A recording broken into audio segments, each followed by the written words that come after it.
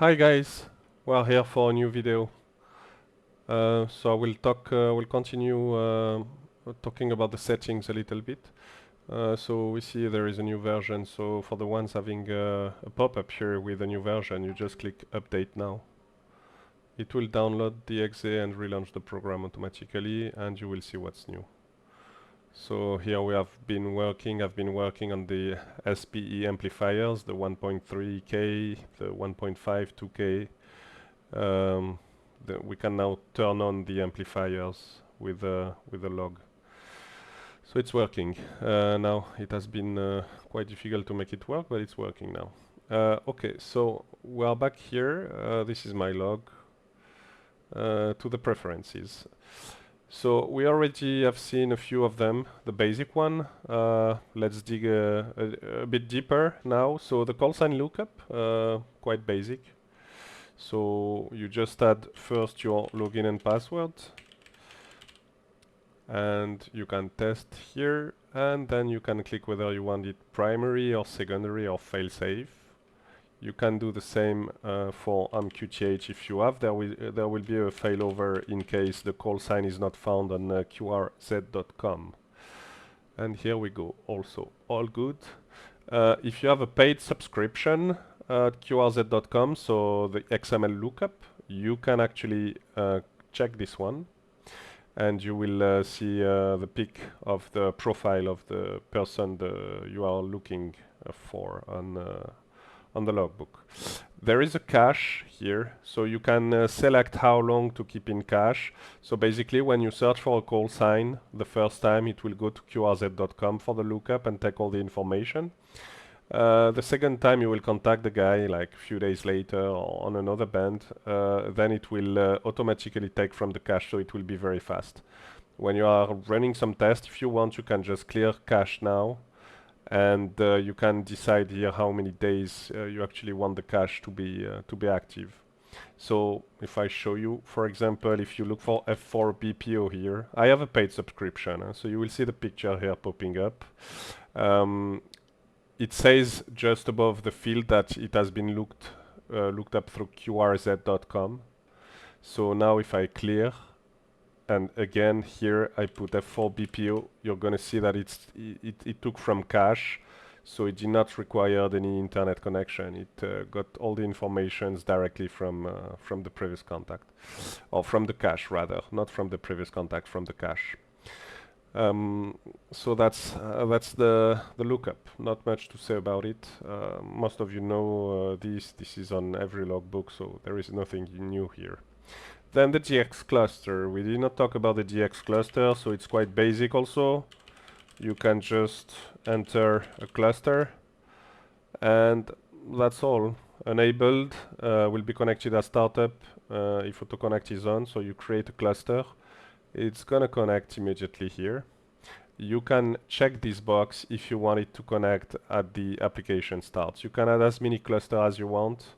The order here does not really matter. It does not change anything.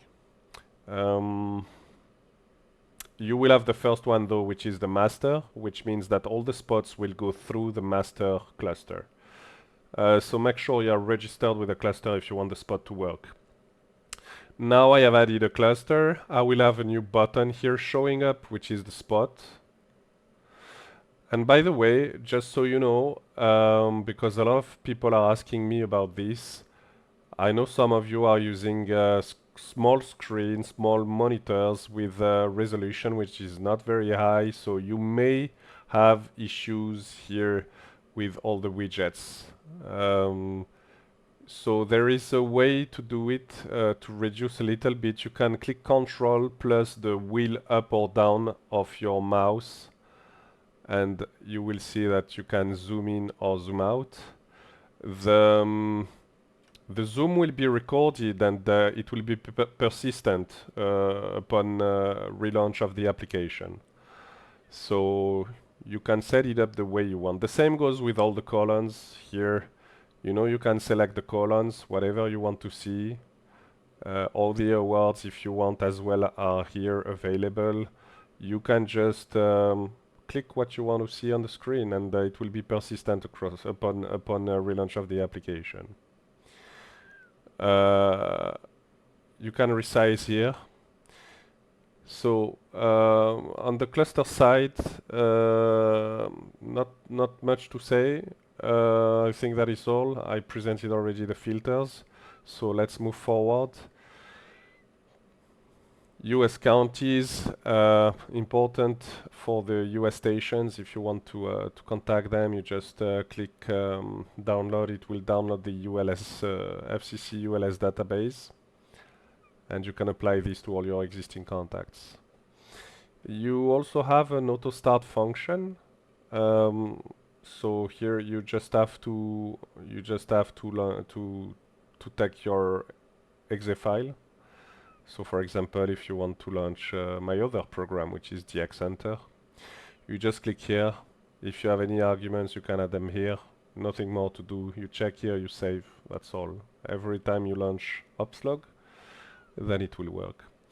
You have the email here. So the email function, whenever you fill here an SMTP server, it will allow you, one, to send automatically EQSL after each QSO, or send them manually. It does not have to be also auto-sending. You can also send them manually. I will show you how. It is also for the alerts, if you want an alert by email. And the last one is for recording of the audio. You can activate a recording of every QSO in SSB and in CW. And if you want to send them by mail to the station you contacted, then you will also need the email. So that these are the three functions for which you need the SMTP server. We'll go also through into detail. So you can put your mail like this. Myself is this one, and the password. And again here, you could be using an email address, an SMTP server with a login and the password, which is my case here actually. I don't want to receive the answers back on this address, so you can have the reply to address, which is interesting. So the emails will be sent with this email, but whenever the person will click reply, it will come back to this inbox. So we can send and test. The test email has been sent, so it's all working good. This is the template of the email you are sending for the QSL card, and if you want to send them automatically, you just check here. So let's talk a little bit about the QSL cards. You have here in Tools the QSL card designer. Okay, I have nothing here, so let's say I'm gonna take a few pictures from my region. I'm gonna take 3 or 4 pictures, because we can take, as you can see, we can pick from 1 to 5 different pictures. So let's take a few of them. And let's see what it gives. So I'm just downloading a few of them. So up and up. Okay. So here we go. I took only 3 of them. So you select them, and then you generate design. So you will see that it took one as the main one, and the 2 others here. As you can see, like picture in picture. You can select the one you want, and we can start working on it. So you can put all, you can drag and drop whatever you want. So you can put this like this, you can change the position. Then we can go on the call sign. The call sign, you see, you have a few things here that you can modify. You can modify the plump, you can modify the gloss, you can modify the height, you can modify the edge to make it thicker or thinner. You can pretty much do, you can make it look the way you want. You can change the colors if you want. You can change also this font. So up to you to find the font. So there are not many available, but I'm pretty sure you should find what correspond to you. The same goes here. We can change the outline, width, I mean to make it thicker or thinner. We can change the shadow. Here the same, we can change the size, and we can change the colors, you can change the text colors, you can change pretty much everything you want. The footer here, this thanks FB QSO73 is actually the QSL message which you can record in every QSO. So if you want to say thank you for the new entity or the new DXCC on 6 meters before sending the QSL or while you are logging the QSO, then you just put it in the QSL message field and it will appear here. So usually you could reduce this a little bit, for example, and you could change also the opacity. So let's say if you put it at 50 or if you put it at 30. If I don't want to see, for example, my working conditions, so I just remove the station rig. I can put this here. If I want, I can put this flag here. I can remove all of them if I want. I just can put exactly what I want. Also here, you can change the border, which is quite big by default. So you put it at 3. Here I will do the same. I put it at 3. Basically, you see it does not take that long to actually do a pretty good QSL. So now you just have to name it. You can put as default for this profile and you save the template. Now, whenever you want to send it manually, you can send it here.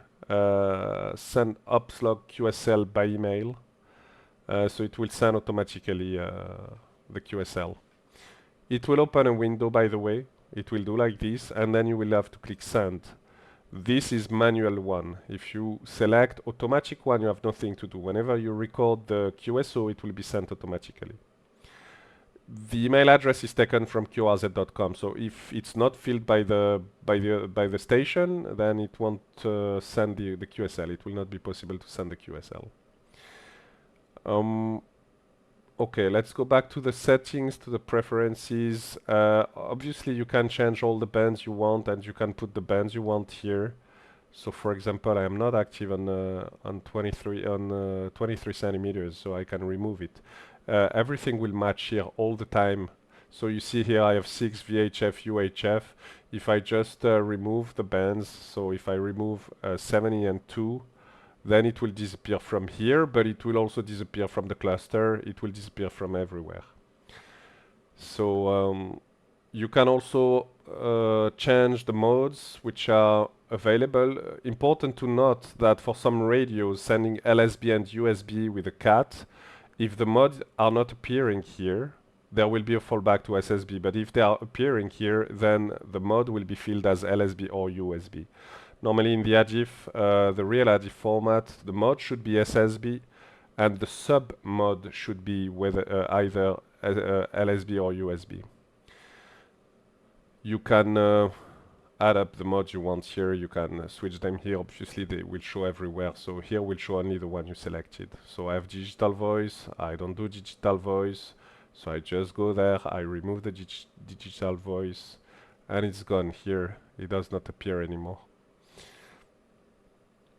You also have the default RST based on the mode.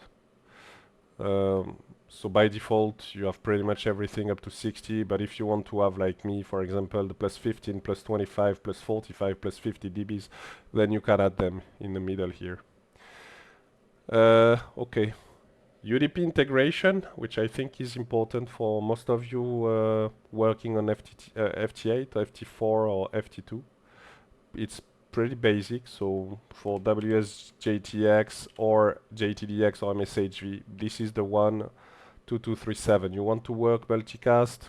I tend to change the address here because sometimes this one does not work, and I tend to put this one. So you put the same everywhere in all the programs, and it will just catch everything. So for example, here I have MSHV open. So if I click, if I have this call in MSHV, then you will see that it's filled automatically here. If you put, I don't know, F6 BGC, and you will see that it's filled automatically here. So the lookup is working, and logging the QSOs obviously is working as well. So that's it for the UDP. You can do many other things with the inbound and the outbound. I don't talk much about it, but for example, here you could send the radio frequency to PST rotator. Let's say you use PST rotator for switching some relays, but the relays are switching based on the frequency of the radio. Then in this case you could use this function. Then PST rotator will get the frequency and will be able to switch the relays based on this. You can send also QSOs to send the frequency in N1mm radio info. You can send ADIF message, so the ADIF message would be to cloud log, wave log. Actually there is a function, another function for this, but it could be to N1mm, and so any contact you log here would also be added in N1mm session. So you have things to do. I have my other program as well, which is DX Center, which can be configured here. The default port is actually 2241. So for the one using DX Center, you can just create like this. And that's all. It's not multicast, it's unicast. You just save like this and it will work. So I think it's pretty much all. No, the rotator, I think we did not discuss about the rotator. I don't use PST rotator myself, I have the rotator Genius. We can handle the microam ARCO, the ERCs, the rotator Genius native API, and the PST rotator. PST rotator, it's very basic. You just go to PST rotator here. The port is already the default one, so it's actually here. You have 12,000 here, 12,000 here. The only thing to do here is to go to setup and to click here UDP control. You see that it gets already my antenna in control. So I just click this and I'm good. I could go now into the rotator here. Sorry, I missed one thing for me to make this work. It's actually that I actually need to connect to the rotator Genius in the first place. And here I have the antenna popping up. So once again, I don't really need this because, but for PST rotator, no matter which rotator can be managed by PST rotator, then this is by UDP. You select port 12,000 UDP and you just activate it here, UDP. Whenever you launch PST, it will work. So then once again, you can go to auto start, add a program, go and add your PST rotator, which will be opened when OpsLog is opened. If PST rotator is already opened, you won't get any error message or anything. It will just be transparent. Nothing will happen. You have an ADIF monitor for some of the programs, for example FLDG. If you want to add the QSOs logged in FLDG, you can do an ADIF monitor, and it will automatically add the contacts here as well. I think we'll stop here, not to make this video too long. Next time we'll discuss about the CW keyer, the Ultra Beam probably, antenna Genius, tuner Genius, the amplifiers, because you can now manage Power Genius XL, the SPEs, so the 1.3, 1.52K, and the ACOM, the last generation, the transistor 500, 600, 700, 1200, 2020S. So we'll discuss about this next time, and a bit about the flex radio and maybe the relays control and these ones which are the audio devices, which will allow you to work on the digital voice keyer and to record QSO, and this is where you will be able to select how to send QSO, how to save them in MP3 or in WAV, and so on and so forth. But that's all for today, and I will also do a video on the awards to explain a bit more the awards, how they work. But that's all for today. So don't hesitate to leave comments if you want under the video, or if you have any questions, feel free to let me know. Thank you guys for listening, and thank you for testing OpsLog and reporting any bugs if you find any. 73.